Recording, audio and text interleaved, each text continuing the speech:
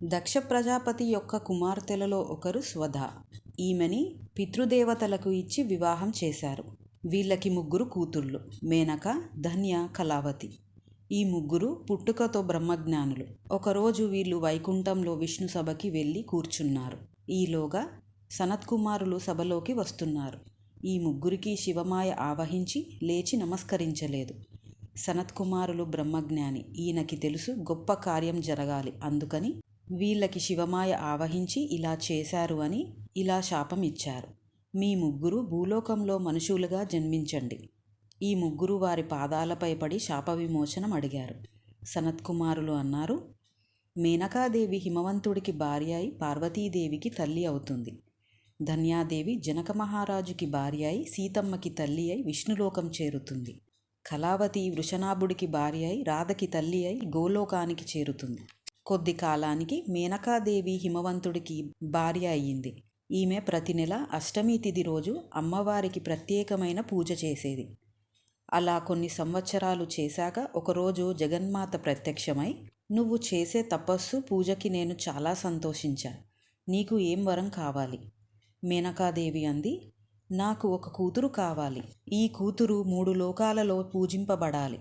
ఒక్క మాటలో చెప్పాలంటే నువ్వే నాకు కూతురిగా రావాలి. అమ్మవారు చాలా సంతోషించి అంది, నీ భక్తికి మెచ్చాను. నీకు కూతురిలా పుడతా. పర్వతరాజు పుత్రికను కాబట్టి పుట్టుకతో పార్వతి, హైమవతి అని పిలుస్తారు. అలా అమ్మవారు హిమవంతుడు, మేనకాదేవిలకి జన్మించింది. పార్వతీదేవి పెద్దవుతుంది. సాక్షాత్తు అమ్మవారే పుట్టింది అని హిమవంతుడు, మేనకాదేవి మురిసిపోతున్నారు. అమ్మవారిని అల్లారుముద్దుగా పెంచుతూ భక్తితో పరవశించిపోతున్నారు. ఈలోగా పార్వతీదేవి యుక్త వయసుకి వచ్చింది. సతీదేవి యోగాగ్నిలో తన శరీరం విడిచేశాక మహాశివుడు హిమవత్ పర్వతంలో తపస్సులో ఉండిపోయారు. హిమవంతుడు పార్వతీదేవిని తీసుకుని తపస్సు చేస్తున్న మహాశివుడి దగ్గరికి వెళ్ళి అన్నాడు, నా కుమార్తె మీకు సేవలు చేస్తుంది. ఈమె తెలిసి గాని తెలియక గాని అపరాధం చేస్తే మన్నించండి. నా కూతురిని ఆశీర్వదించండి. పార్వతీదేవిని, తన చెలికత్తలని అక్కడ విడిచిపెట్టి వెళ్ళాడు. పార్వతీదేవి మహాశివుడికి సేవ చేస్తుంది. కొంతకాలం గడిచింది. మహాశివుడు తపస్సులో ఉన్నాడు. పార్వతీదేవి మహాశివుడిని భక్తితో సేవిస్తుంది. పార్వతీ పరమేశ్వరుల వివాహం జరగాలి, కానీ వీరిద్దరిలో అలాంటి భావనే రావటం లేదు. ఒకనాడు ఇంద్రుడు మన్మధుడిని పిలిచి అన్నాడు, తారకాసురుడు లోకాలన్నీ బాధిస్తున్నాడు. అందుకని శివపార్వతుల వివాహం జరగాలి. నువ్వు మహాశివుడిపై బాణాలు వేస్తే ప్రేమ కలిగి పార్వతీదేవిపై మనసు మల్లుతుంది. మన్మధుడు అన్నాడు, నేను బాణం వేయడమేమిటి? మహాశివుడికి కామం కలిగించడమేమిటి? ఆయన సామాన్యుడా? నేను శ్రీ మహావిష్ణువు మనసులోంచి వచ్చాను. శ్రీ మహావిష్ణువు, మహాశివుడు ఒక్కరే. వారి మీద నేను బాణం ఎలా వేస్తా? మహాశివుడికి తెలిస్తే ఆయన ముందు నేను నిలబడగలనా?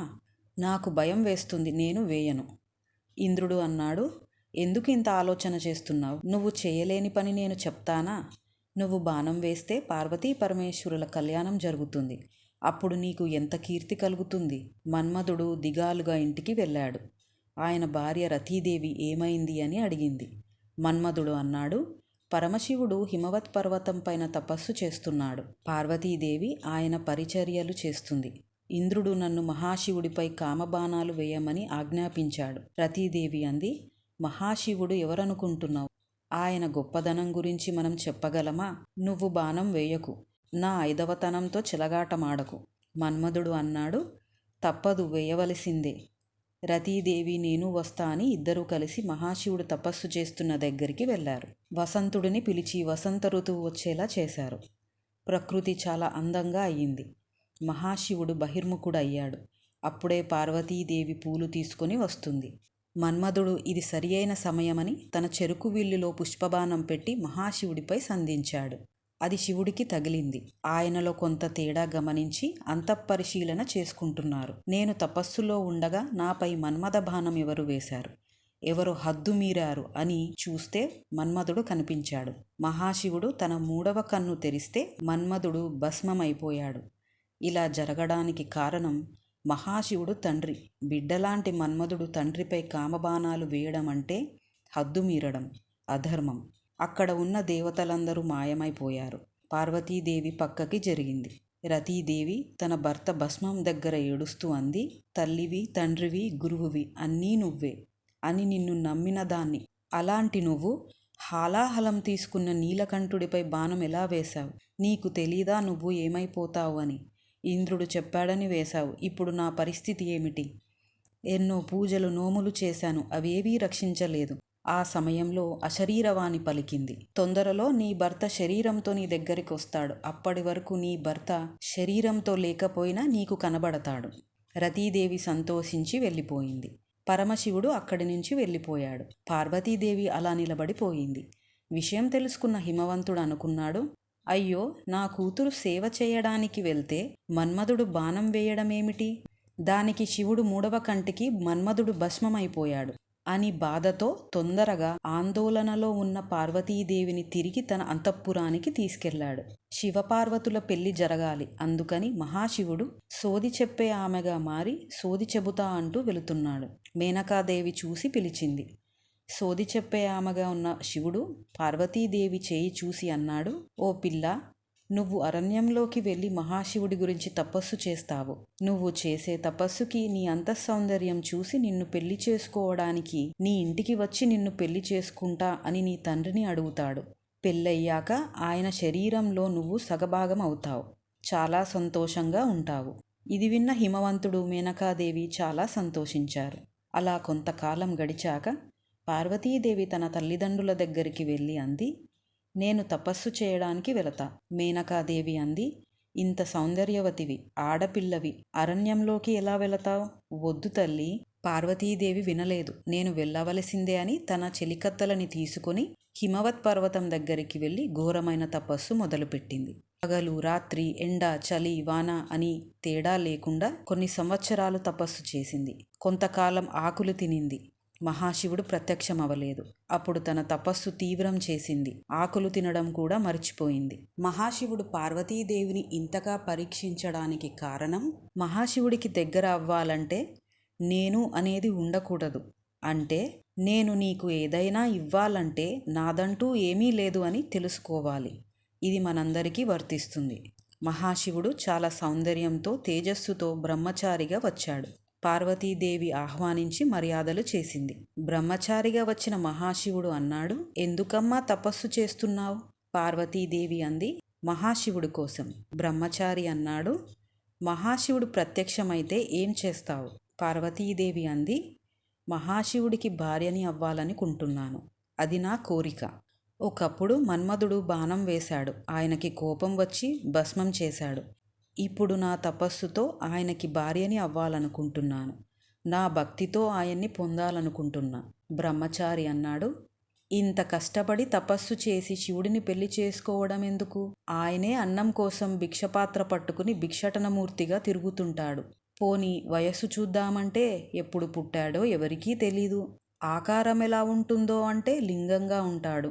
శివుడి మంచి చెడు తెలుసుకుందామంటే తల్లిదండ్రులు ఎక్కడా? అసలు ఉన్నారో లేరో ఎవరికీ తెలీదు. ఒక్కడే ఉంటాడు.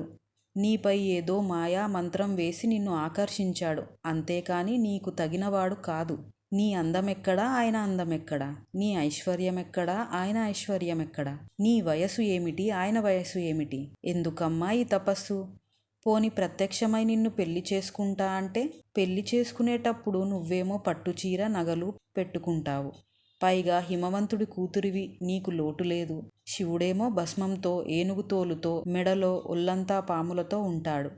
అందుకని నా మాట విను. పైగా నువ్వు నన్ను గమనించావో లేదో, నేను బ్రహ్మచారుడను, వయసులో ఉన్నాను, అందంగా ఉన్నాను, నీకు తగిన వాడిని. నాతో వచ్చేసేయి. పార్వతీదేవి ఉగ్రరూపంతో చెవులు మూసుకొని తన చెలికత్తలని పిలిచి అంది, నమఃశివాయ. వీడు మదంతో ఉన్నాడు, శివనింద చేస్తున్నాడు. అది వింటేనే మనకి పాపం వస్తుంది. వీడి పళ్ళు ఊడగొట్టి బయటపడేయండి. చెలికత్తలందరూ అతనిపై పడేసరికి మహాశివుడు తన రూపంలోకి వచ్చారు. పార్వతీదేవి వెంటనే మహాశివుడి పాదాలపై పడి నమస్కరించింది. మహాశివుడు మనసులో అనుకున్నారు, ఏమి తపస్సు చేశావు పార్వతి, నన్ను వశం చేసుకున్నావు. పార్వతీదేవి మనసులో అనుకుంటుంది, ఎంత అందంగా ఉన్నాడో. మహాశివుడు అన్నారు, నన్ను కళ్యాణం చేసుకో అని కదా నువ్వు వచ్చావు. మనం ఎప్పుడూ ఆది దంపతులం. రా, కైలాసంకి వెళదాం. పార్వతీదేవి అంది, నువ్వు పెద్దవాళ్ళని నా తండ్రి గారి దగ్గరికి పంపించి నన్ను పెళ్లి చేసుకోవాలనుకుంటున్నాను అని అడగాలి. మా అమ్మ నాన్న ఒప్పుకోవాలి. నేను కైలాసంలోకి రావడం కాదు, నువ్వు కైలాసం విడిచి నా దగ్గరికి వచ్చి నన్ను పెళ్లి చేసుకొని కైలాసంకి తీసుకెళ్ళాలి. సరే అని మహాశివుడు కైలాసం వెళ్ళి ప్రమదగణాలతో అంటున్నారు, పెళ్లి గురించి మాట్లాడాలంటే కొన్ని లక్షణాలు ఉన్నవారిని పిలుచుకోవాలి.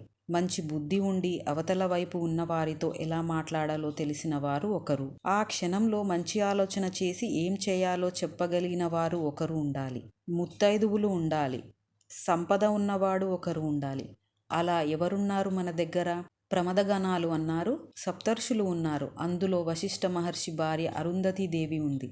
సప్తర్షులని పిలిపించారు.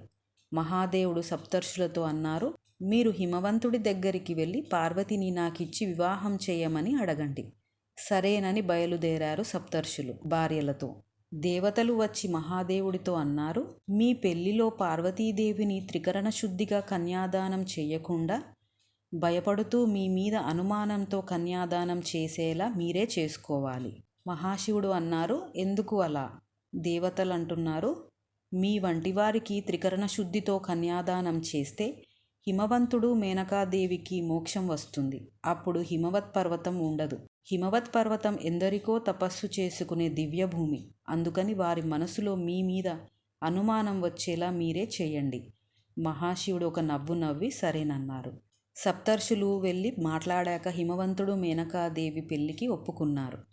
పెళ్లి కోసం మహాశివుడితో పాటు బ్రహ్మగారు, సరస్వతీదేవి, శ్రీ మహావిష్ణువు, లక్ష్మీదేవి, ఇంకా అందరు దేవతలు, గంధర్వులు, యక్షులు, కిన్నెరు, కింపురుషులు బయలుదేరారు. మేనకాదేవి తనకు కాబోయే అల్లుడిని చూడాలి అని అంతఃపురం పైకి వెళ్ళింది. ఆమెతో నారదులు కూడా ఉన్నారు. నారదులని అడిగింది, నాకు కాబోయే అల్లుడు ఎక్కడో చూపించు అని. ఊరేగింపులో మొదటిగా చతుర్ముఖ బ్రహ్మని చూసి ఈయన నా అల్లుడు అని అడిగింది. నారదులు అన్నారు, లేదమ్మా, ఈయనకి 5 తలలు ఉంటే ఒక తలని గిల్లేశాడు నీ అల్లుడు. శ్రీ మహావిష్ణువుని చూసి ఆహా ఏమి అందం, తేజస్సు, ఈయన నా అల్లుడు. నారదులు అన్నారు, నిజానికి నీ అల్లుడు ఈయన ఒక్కటే. నీ అల్లుడి గురించి తపస్సు చేసి సగభాగం పొందాడు, కానీ ఈయన కాదు. ప్రమదగణాలు, భూతగణాలు వాటి మధ్యలో దిగంబరుడై ఉన్న మహాశివుడిని చూపించి ఈయనే నీకు కాబోయే అల్లుడు అన్నారు నారదులు. మేనకాదేవి హడలిపోయి కిందకి దిగి పార్వతీదేవి దగ్గరికి వెళ్ళి అంది, నువ్వు ఇంత తపస్సు చేసింది ఇతని కోసమా? నువ్వు ఇతన్ని పెళ్లి చేసుకోవడానికి వీలు లేదు. పార్వతీదేవి అంది, అమ్మా నీకు తెలీదు, ఆయన మహానుభావుడు. మేనకాదేవి హిమవంతుడి దగ్గరికి వెళ్ళి చెప్పింది. వాళ్ళు సప్తర్షులను పిలిచి అడిగారు.